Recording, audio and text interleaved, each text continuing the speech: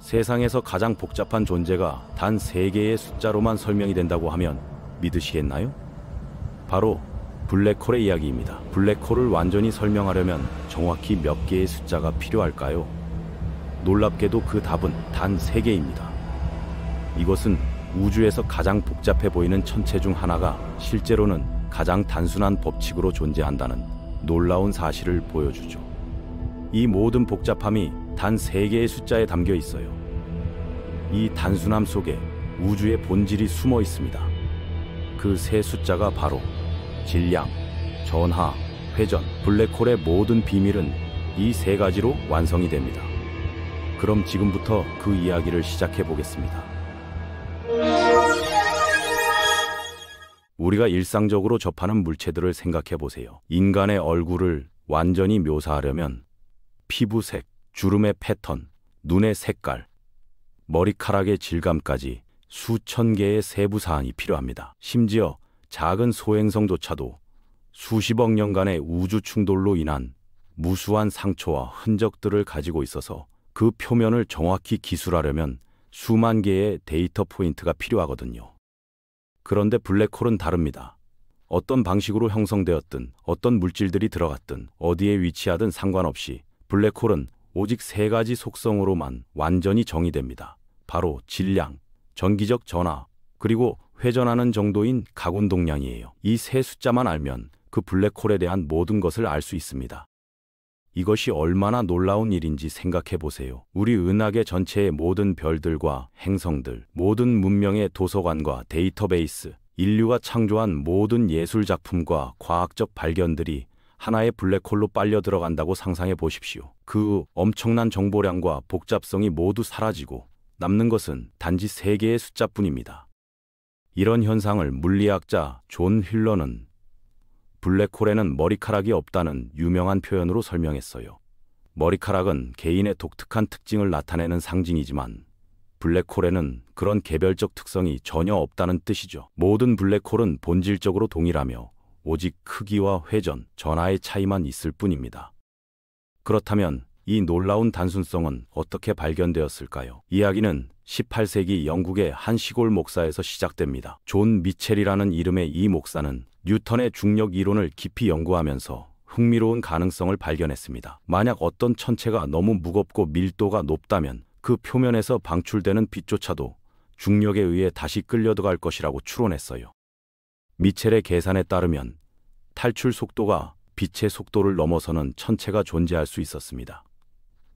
그런 천체는 완전히 어둡게 보일 것이었어요. 빛을 방출하지도 반사하지도 않기 때문이죠.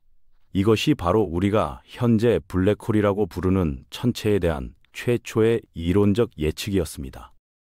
하지만 미첼의 아이디어는 너무 앞선 것이어서 당시에는 단순한 호기심 정도로 여겨졌어요. 그의 연구는 과학의 서랍 속에 묻혀 150년 동안 잊혀졌습니다. 이 잠든 아이디어가 다시 깨어난 것은 1차 세계대전의 참호에서였습니다.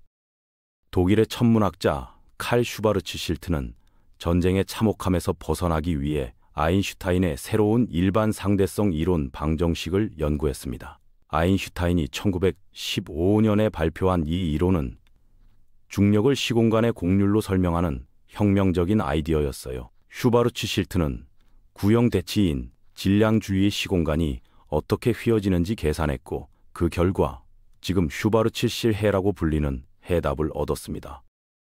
이 해답에는 놀라운 특성이 있었어요. 중심 질량으로부터 특정 거리에서 수학적 특이점이 나타났습니다. 이 지점에서는 일부 물리량들이 무한대로 발산하거나 0으로 수렴했어요. 이것이 바로 사건의 지평선의 존재를 나타내는 신호였습니다. 사건의 지평선은 일종의 일방통행 경계예요. 이 경계를 넘어서면 어떤 물체도 심지어 빛조차도 다시 빠져나올 수 없습니다. 지평선 안으로 들어간 모든 것은 블랙홀의 중심부에 있는 특이점을 향해 계속 떨어질 수밖에 없어요. 슈바르츠 실트의 발견도 처음에는 수학적 호기심 정도로 여겨졌습니다. 실제로 그런 천체가 우주에 존재할 것이라고 생각하는 사람은 거의 없었거든요. 20세기 중반까지도 많은 물리학자들은 중력 연구를 시대에 뒤떨어진 분야로 여겼습니다. 상황이 바뀐 것은 1960년대 후반이었어요. 이론적 발전과 관측 기술의 진보가 결합되면서 블랙홀 연구의 새로운 르네상스가 시작되었습니다. 이 시기의 가장 중요한 인물 중 하나가 바로 스티븐 호킹이었습니다. 호킹은 21세에 운동신경세포병이라는 치명적인 질병 진단을 받았어요. 의사들은 그에게 18개월 정도의 시간만 남았다고 말했습니다. 하지만 이 절망적인 상황이 오히려 더욱 집중하게 만들었어요. 그는 자신의 재능을 후세에 남기고 싶다는 강렬한 열망으로 연구에 매진했습니다. 호킹과 수학자 로저 펠로즈는 함께 중요한 정리들을 증명했습니다. 그들은 일정한 조건 하에서 물질이 중력에 의해 붕괴할 때 블랙홀의 형성이 불가피하다는 것을 수학적으로 증명했어요. 이것은 단순한 추측이 아니라 엄밀한 수학적 증명이었습니다. 동시에 천문학 관측 기술도 급속히 발전했어요. 위성을 이용한 우주 망원경이 등장하면서 X선과 같은 다양한 파장에서 우주를 관측할 수 있게 되었습니다. 그 결과 100조짜리 X-1과 같은 강력한 X선 방출원들이 발견되었어요. 이런 천체에서 나오는 엄청난 에너지를 설명할 수 있는 유일한 방법은 블랙홀의 존재였습니다.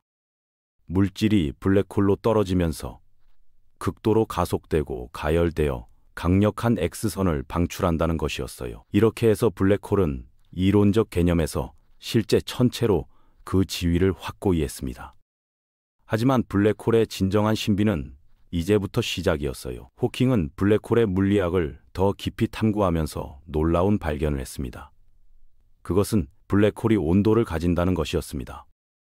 이것은 완전히 예상치 못한 결과였어요. 블랙홀은 모든 것을 빨아들이고 아무것도 방출하지 않는 완전히 검은 천체라고 여겨졌거든요. 그런데 어떻게 온도를 가질 수 있을까요? 온도가 있다는 것은 열을 방출한다는 뜻인데 블랙홀에서 어떻게 무언가가 나올 수 있을까요?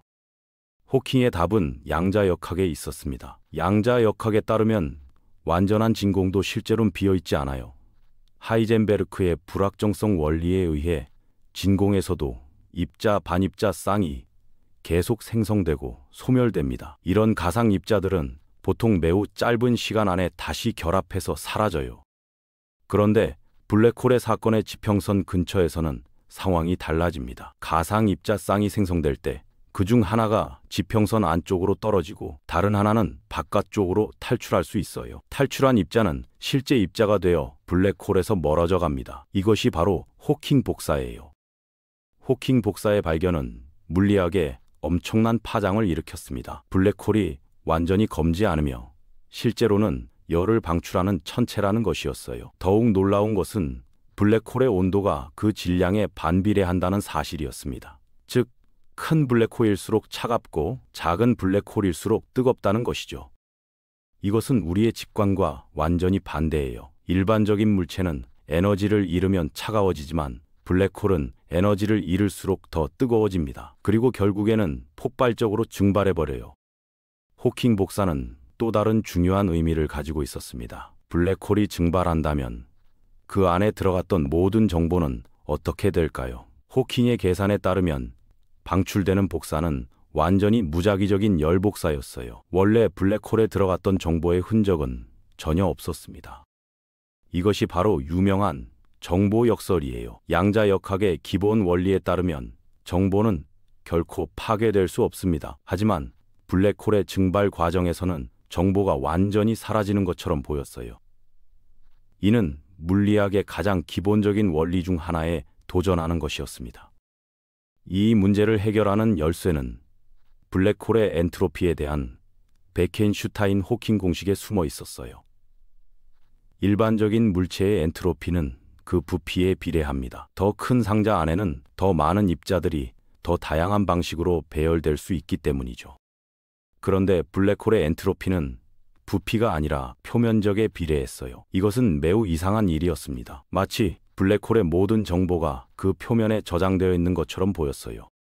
이 발견은 홀로그램 원리라는 혁명적인 아이디어로 이어졌습니다. 홀로그램은 3차원 정보를 2차원 표면에 저장하는 기술이에요. 마찬가지로 홀로그램 원리는 어떤 공간 영역 내부의 모든 물리적 정보가 그 경계면에 완전히 인코딩되어 있다고 주장합니다.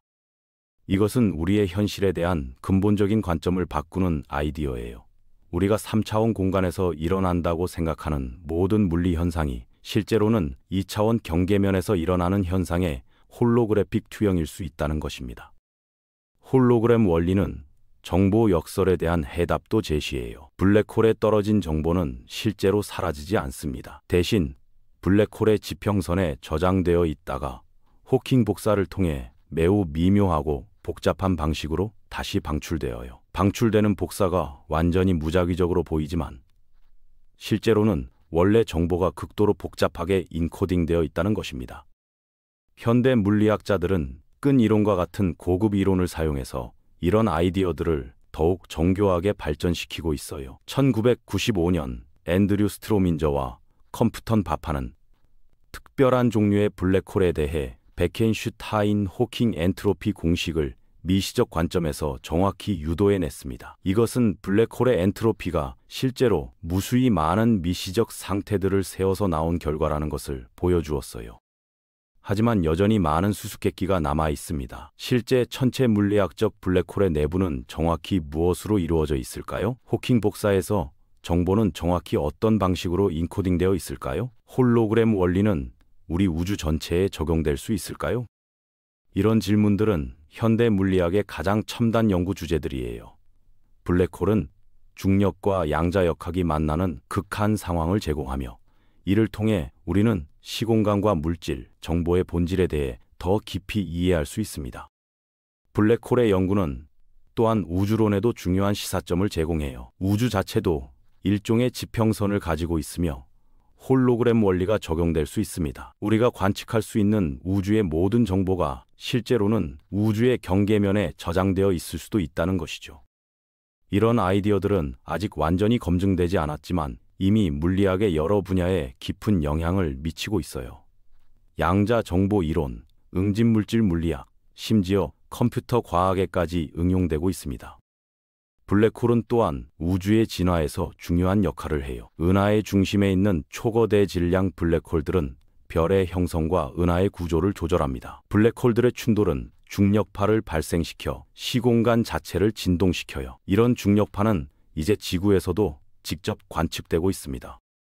미래에는 더욱 정교한 관측 기술을 통해 블랙홀의 신비를 더 깊이 탐구할 수 있을 거예요. 이벤트 호라이즌 망원경은 이미 블랙홀의 그림자를 직접 촬영하는 데 성공했습니다. 앞으로는 블랙홀 주변의 시공간 구조나 호킹 복사까지도 직접 관측할 수 있을지 모르죠. 결국 블랙홀은 우주에서 가장 단순하면서도 가장 복잡한 천체예요. 겉으로는 단지 3개의 숫자로만 기술되는 단순한 물체이지만 그 내부에는 물리학의 가장 깊은 원리들이 숨어 있습니다. 블랙홀을 이해하는 것은 곧 우주와 현실의 본질을 이해하는 것과 같아요. 이런 연구들은 단순한 학문적 호기심을 넘어서 인류의 세계관을 근본적으로 바꿀 수 있는 잠재력을 가지고 있습니다. 우리가 살고 있는 이 우주가 실제로는 어떤 모습인지, 시간과 공간, 물질과 에너지의 진정한 본질이 무엇인지에 대한 답을 제공할 수 있을 거예요.